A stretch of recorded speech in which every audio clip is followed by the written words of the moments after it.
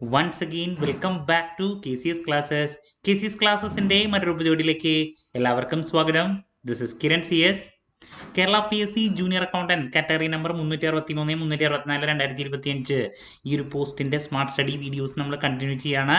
So daily MCQസിൽ marketing മാനേജ്മെന്റിനെ relate ചെയ്തിട്ടുള്ള ചോദ്യങ്ങളാണ് ഇന്നത്തെ വീഡിയോയിൽ ഇൻക്ലൂഡ് ചെയ്തിട്ടുള്ളത്.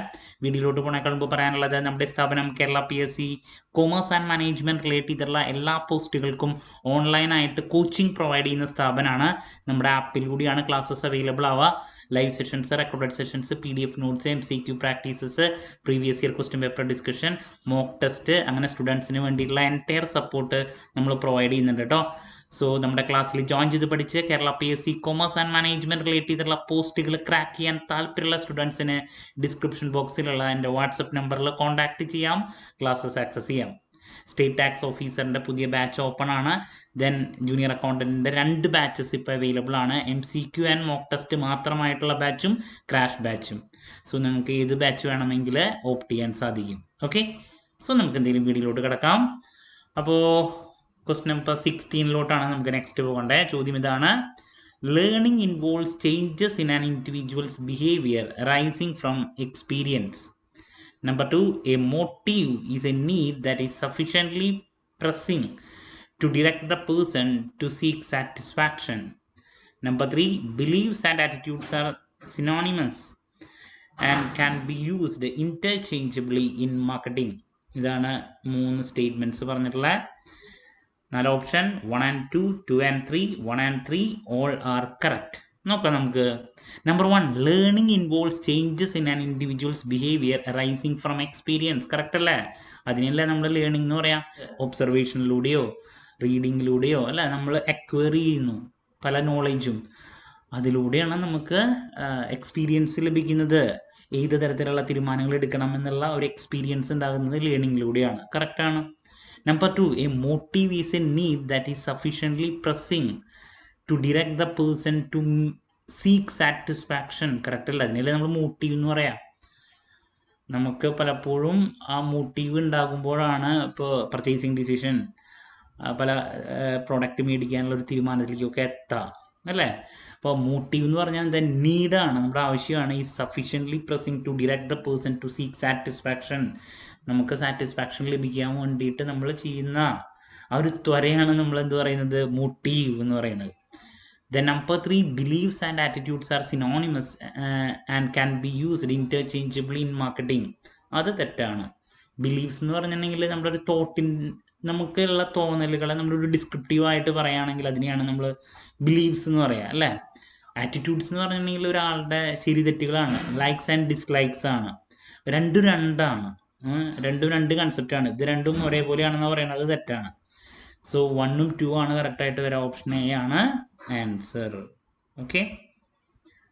നമ്പർ 17, ഡിക്ലൈൻ സ്റ്റേജിനെ റിലേറ്റ് ചെയ്തുള്ളൊരു ചോദ്യം. During the decline stage firms may harvest the product by reducing cost and hoping sales hold up. Number 2, marketing expenditures are increased in the decline stage to revitalize the product. New competition usually enters the market during decline stage. Only 1 and 2, 1 and 3 all are correct. നോക്കാം നമുക്ക്. Decline സ്റ്റേജിൻ്റെ പ്രത്യേകത അറിയാം. എല്ലാം നമുക്ക് അടച്ചുപൂട്ടുന്ന സമയമാണ്. So during decline stage firms may harvest the product by reducing cost and hoping sales hold up. കറക്റ്റാണ്. ഇതിലെന്താ? ഫേം ഉള്ള പല പ്രോഡക്റ്റുകൾ ഉണ്ടെങ്കിൽ അത് അല്ലേ ഹാർവെസ്റ്റ് ചെയ്യുക എന്ന് പറഞ്ഞാൽ എന്താ? വിളവെടുക്കുന്നു. ഉള്ള പ്രോഡക്റ്റിൽ നിന്ന് എന്തെങ്കിലും സെയിൽസ് നടത്തി എന്തെങ്കിലും കിട്ടുമോ എന്നുള്ളൊരു തോട്ട് വരുന്നൊരു സമയമാണത്. പുതിയതൊന്നും നമുക്ക് ചെയ്യാനില്ല. So firms may harvest the product by reducing cost reduce ചെയ്ത് ഉള്ള കാര്യങ്ങൾ ചെയ്ത് അതിൽ നിന്ന് പൈസ ഉണ്ടാക്കാൻ നോക്കും. പുതിയതായിട്ടൊന്നും ചെയ്ത് മുന്നോട്ട് പോകാൻ പറ്റില്ല. അപ്പോൾ അതാണ് അവർ മീൻ ചെയ്യുന്നത്. ഡിക്ലൈൻ സ്റ്റേജിൽ എന്താ ചെയ്യുന്നത്? ഉള്ള കാര്യങ്ങൾ വെച്ച് മുന്നോട്ട് പോകുന്നു.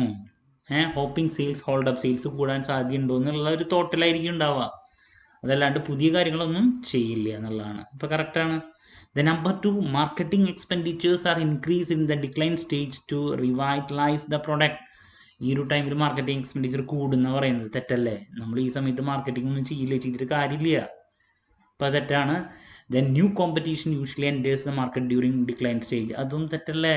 പുതിയ കോമ്പറ്റീഷൻ ഒന്നും വരില്ല. കോമ്പറ്റീറ്റേഴ്സ് ഈ ഒരു ടൈമിൽ ആകെ താഴേക്ക് പോയി, നമ്മുടെ പ്രോഡക്റ്റൊക്കെ ഔട്ട്ഡേറ്റഡ് ആയി, ഇനി നമ്മുടെ പ്രോഡക്റ്റിന് വേറൊരു കോമ്പറ്റീറ്റേഴ്സ് അല്ല, നമ്മുടെ പ്രോഡക്റ്റ് ആക്ച്വലി ഒബ്സിലീറ്റ് ആവുന്ന ഒരു അവസ്ഥയിലോട്ട് എത്തുന്ന സമയമാണ് ഡിക്ലൈൻ സ്റ്റേജ്.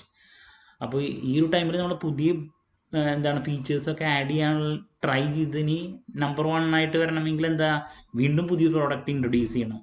അപ്പോൾ കോമ്പറ്റീഷൻ ആക്ച്വലി ഇവിടെ പുതിയതായിട്ട് വരുന്നില്ല, ന്യൂ കോമ്പറ്റീഷൻ വരുന്നില്ല ഇവിടെ.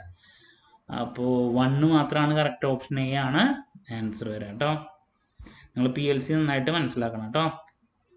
Number 18, habitual buying behavior occurs under conditions of low consumer involvement and little significant brand difference. Variety seeking behavior occurs when consumers are highly involved but see few differences between brands. Complex buying behavior is common for expensive, risky or highly self-expressive purchases.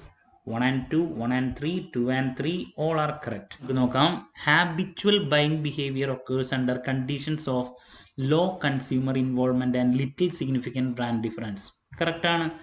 ഇപ്പോൾ പാല് മേടിക്കാൻ പോവുക, അല്ലെങ്കിൽ bread മേടിക്കാൻ പോവുക, അതൊക്കെ എന്താണ് habitual buying behaviour. കാര്യമായിട്ടുള്ള ബ്രാൻഡ് ഡിഫറൻസ് ഒന്നുമില്ല, നമുക്ക് എന്ത് വേണമെങ്കിലും പോയി എടുത്തിട്ട് വരാം. നമ്മുടെ ഡെയിലി പ്രൊഡക്റ്റുകളാണ്.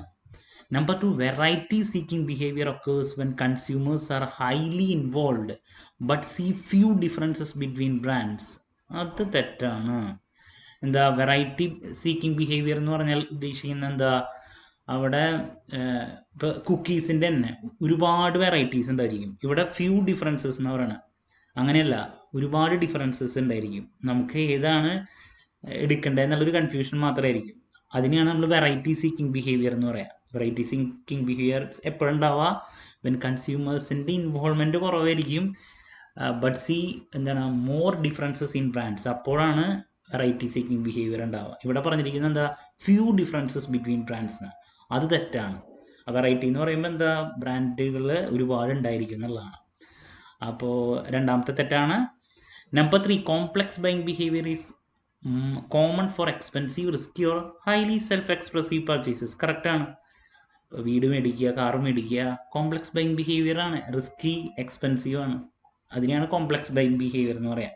അപ്പോൾ 1ഉം 3 ആണ് കറക്റ്റായിട്ട് വരിക, ഓപ്ഷൻ ബി ആണ് answer. Moving to number 19, product line എക്സ്റ്റൻഷൻസിനെ പറ്റിയിട്ടുള്ളൊരു ചോദ്യം. Line filling involves adding more items within the present range of the line. Downward stretching occurs when a company at the upper end of the market adds a lower priced product. Product line extensions always lead to an increase in total company profits. 1 and 2, 2 and 3, then 1 and 3 all are correct. നോക്കാം നമുക്ക്. Line filling involves adding more items within the present range of the line. കറക്റ്റാണ്. Line filling എന്ന് പറഞ്ഞാൽ already ഉള്ള product ലൈനിൽ നമ്മൾ additional ആയിട്ടുള്ളത് add ചെയ്യുമ്പോൾ അതിനെയാണ് പറയാൻ ലൈൻ ഫില്ലിംഗ്. ഇപ്പം നമ്മൾ ഡിയോഡറൻസ് ആണ് കൊടുക്കുന്നത്, അല്ലെങ്കിൽ സോപ്പാണ് കൊടുക്കുന്നത് നമ്മുടെ പ്രൊഡക്റ്റ് എങ്കിൽ അതിൽ അഡീഷണൽ ആയിട്ടുള്ളതും കൂടി നമ്മൾ ഫില്ല് ചെയ്യുന്നു, അതിനെയാണ് നമ്മൾ എന്ത് പറയുക, ലൈൻ ഫില്ലിംഗ് എന്ന് പറയാം. പുതിയ type. Then downward stretching occurs when a company at the upper end of the market adds a lower priced product. അതിന് തന്നെയാണ് പറയാം കുറച്ചും കൂടി എക്സ്പെൻസീവ് ആയിട്ടുള്ള പ്രീമിയം പ്രൊഡക്ട്സ് ഹൈലി എക്സ്പെൻസീവ് ആയിട്ട് കൊടുത്തിട്ടുണ്ടായിരുന്ന ആൾക്കാർ കുറച്ചും കൂടി ലോവർ പ്രൈസ്ഡ് പ്രൊഡക്റ്റുകളിലോട്ട് മാറുന്നുണ്ടെങ്കിൽ അതിനെയാണ് നമ്മൾ എന്ത് പറയുക, ഡൗൺവേർഡ് സ്ട്രെച്ചിങ് എന്ന് പറയാം. അപ്പോൾ കറക്റ്റാണ്. The number 3, product line extensions always lead to an increase in the total company profits. അത് തെറ്റാണ്. നമ്മൾ എക്സ്റ്റൻഷൻ നടത്തി കഴിഞ്ഞാൽ നമ്മുടെ പ്രോഫിറ്റ് കമ്പനിയുടെ കൂടുന്ന പറയുന്നത് അങ്ങനെയല്ല. ഇപ്പോൾ ഒരു 4 പ്രൊഡക്റ്റ് നമ്മൾ ഓഫർ ചെയ്യുന്നുണ്ട്, നമ്മൾ ഒരെണ്ണം കൂടി ആഡ് ചെയ്യണം, അപ്പോൾ ചിലപ്പോൾ അത് ഓൾറെഡി ഉള്ള എക്സിസ്റ്റിംഗ് പ്രൊഡക്റ്റിൻ്റെ സെയിൽസിനെ ബാധിക്കും. ചിലപ്പോൾ പുതിയ പ്രൊഡക്റ്റിൽ നിന്ന് നമുക്ക് പ്രോഫിറ്റ് കിട്ടാം, അപ്പോൾ ഓൾറെഡി ഉള്ളതിൽ നിന്ന് കുറഞ്ഞ് പുതിയതിലേക്ക് വന്നു എന്ന് മാത്രം. അതല്ലാണ്ട് ടോട്ടൽ ഒരു കമ്പനിക്ക് വല്ലാണ്ട് പ്രോഫിറ്റിലോട്ട് കയറാനുള്ള സാധ്യത കുറവാണ്. പ്രൊഡക്റ്റ് ലൈൻ എന്ന് പറയുമ്പോൾ സെയിം ടൈപ്പ് പ്രൊഡക്റ്റുകളാണ് നമ്മൾ കൊടുക്കുന്നത്. അപ്പോൾ എക്സിസ്റ്റിംഗ് പ്രൊഡക്റ്റിൻ്റെ സെയിൽസിനെ ബാധിച്ച് പുതിയതിലേക്ക് ഒരു ഷിഫ്റ്റ് സംഭവിക്കുക മാത്രമാണ് മിക്കതുണ്ടാവുക ലൈൻ എക്സ്റ്റൻഷനിലൂടെ. അതുകൊണ്ട് തന്നെ ടോട്ടൽ കമ്പനിയുടെ പ്രോഫിറ്റ്സ് വല്ലാണ്ട് കൂടുമെന്ന് പറയുന്നത് തെറ്റാണ്. ഷിഫ്റ്റ് സംഭവിക്കലാണ് നടക്കുന്നത്. ഓക്കെ, അപ്പോൾ 1ഉം 2 ആണ് കറക്റ്റായിട്ട് ഒരു ഓപ്ഷൻ എ ആണ് ആൻസർ. നമുക്ക് ഒരെണ്ണം കൂടി ഇന്ന് ഡിസ്കസ് ചെയ്ത് അവസാനിപ്പിക്കാം. പ്രൊഡക്റ്റ് മിക്സ് ഇൻറ്റഗ്രേഷനെ പറ്റിയുള്ളൊരു ചോദ്യം. Integrated marketing communication ഇൻഷുവേഴ്സ് that all brand messages across different channels are consistent. Number 2, the choice of promotion mix depends on the type of product and the stages of PLC.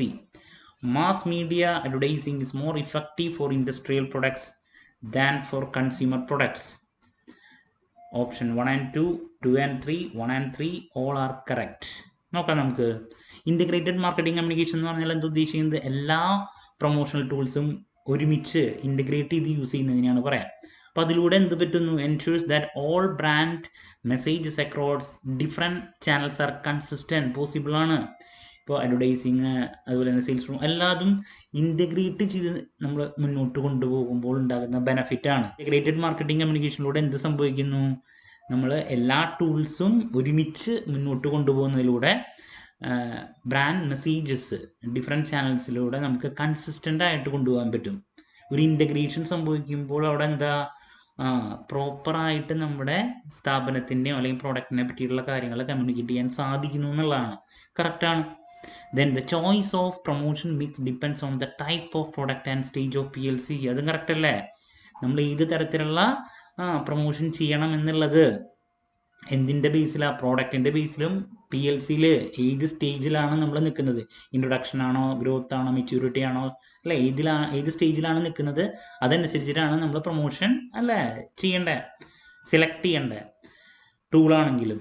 Then number 3, mass media advertising is more effective for industrial products than for consumer products. അത് തെറ്റാണ്. Mass media advertising എന്ന് പറയുന്നത് consumer പ്രൊഡക്ട്സിനാണ് actually suitable ആവുക, അല്ലാണ്ട് B2B അല്ല, അല്ലേ? Consumer പ്രൊഡക്ട്സിലോട്ടാണ് നമ്മൾ mass media നടത്തുക. അപ്പോൾ എന്ന് വെച്ചിട്ടുണ്ടെങ്കിൽ ഒരുപാട് ആൾക്കാരിലോട്ട് എത്തിക്കാൻ വേണ്ടിയിട്ട് കൺസ്യൂമർ പ്രൊഡക്ട്സിലാണ്, അല്ലാണ്ട് ഇൻഡസ്ട്രിയൽ പ്രൊഡക്ട്സിലോട്ടല്ല മാസ് മീഡിയ യൂസ്ഫുൾ ആവുക. അപ്പോൾ 1ഉം 2 ആണ് കറക്റ്റായിട്ട് വരെ. ഓപ്ഷൻ A ആണ് ആൻസർ. അപ്പോൾ ഇതാണ് മാർക്കറ്റിംഗ് മാനേജ്മെൻറ്റിലെ നെക്സ്റ്റ് ഒരു 5 ചോദ്യങ്ങൾ നമ്മളിന്ന് ഡിസ്കസ് ചെയ്തിട്ടുള്ളത്. ക്ലാരിറ്റി കിട്ടിയെന്ന് പ്രതീക്ഷിക്കുന്നു. പരമാവധി MCQs പ്രാക്ടീസ് ചെയ്യുക. നമ്മുടെ MCQs and mock test batch ഉണ്ട്, ക്രാഷ് ബാച്ച് ഉണ്ട്. അപ്പോൾ നിങ്ങൾക്ക് ജോയിൻ ചെയ്യാൻ സാധിക്കും കേട്ടോ. സോ എന്ത് ഡൗട്ട് ഉണ്ടെങ്കിലും കമൻറ്റ് ചെയ്യാതിനുള്ള മറുപടി ഞാൻ വീഡിയോസിലൂടെ നൽകുന്നതായിരിക്കും. മറ്റൊരു വീഡിയോയുമായി വീണ്ടും കാണാമെന്നുള്ള പ്രതീക്ഷയോടെ നിർത്തുന്നു. This is Kiran CS signing off. Have a nice day. Thank U.